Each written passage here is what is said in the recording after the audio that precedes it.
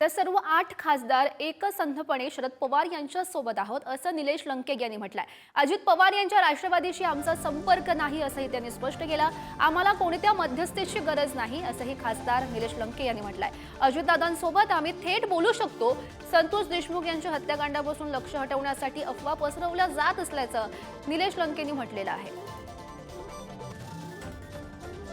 पवार यांच्या पक्षाच्या खासदारांची बैठक पाडली। 2 दिवस ही बैठक चालणार आहे। माझ्यासोबत खासदार निलेश लंके आहेत। लंकेजी, काय सांगाल? बैठक पार पडलेली आहे, सगळे खासदार 7ही खासदार इथे होते, सुप्रियाताई देखील आहेत, 8व्या खासदार। मात्र चर्चा झालेली आहे, अनेक गोष्टी अफवा पसरवल्या जातात असं म्हटलं जातंय। खासदारांचा संपर्क हा अजित पवार यांच्या पक्षाशी आहे। काय नेमकं आजच्या बैठकीत झालं?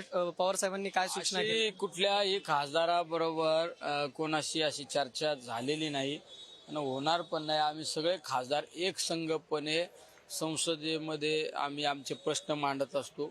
आमच्या प्रत्येक खासदारामध्ये एक वाक्यता आहे, त्यामुळे कुठल्याही जरी खासदाराशी एखादा अशी चर्चा जर झाली असती तर ती आम्ही एकमेकाशी शेअर करतो, कारण आम्ही संसदेमध्ये आमच्या गटनेत्या म्हणून आदरणीय सुप्रियाताईंच्या नेतृत्वाखाली काम करत असतो। त्यामुळे एकमेकाशी आम्ही डायलॉगमध्ये असतो। अशी कुठली चर्चा नाही। फक्त ही चर्चा यासाठी आहे, बीडचं देशमुखांचं प्रकरण डायव्हर्ट करण्यासाठी हा नवीन एक अजेंडा तयार केलेला आहे। सोनिया दुहान यांनी मागच्या वेळेस जी हे झाली त्या टायमाला तुमच्या सगळ्यांशी संपर्क केला होता। अजित पवार यांच्या पक्षात या, जर पुढचं भवितव्य राजकीय जर तुम्हाला स्थिर करायचं असेल तर तुम्ही त्या ठिकाणी अजित दादांसोबत यायला पाहिजे असं त्यांनी म्हटलं। आम्हाला आमच्याशी डायलॉग करायला मध्यस्थीची काय गरज आहे?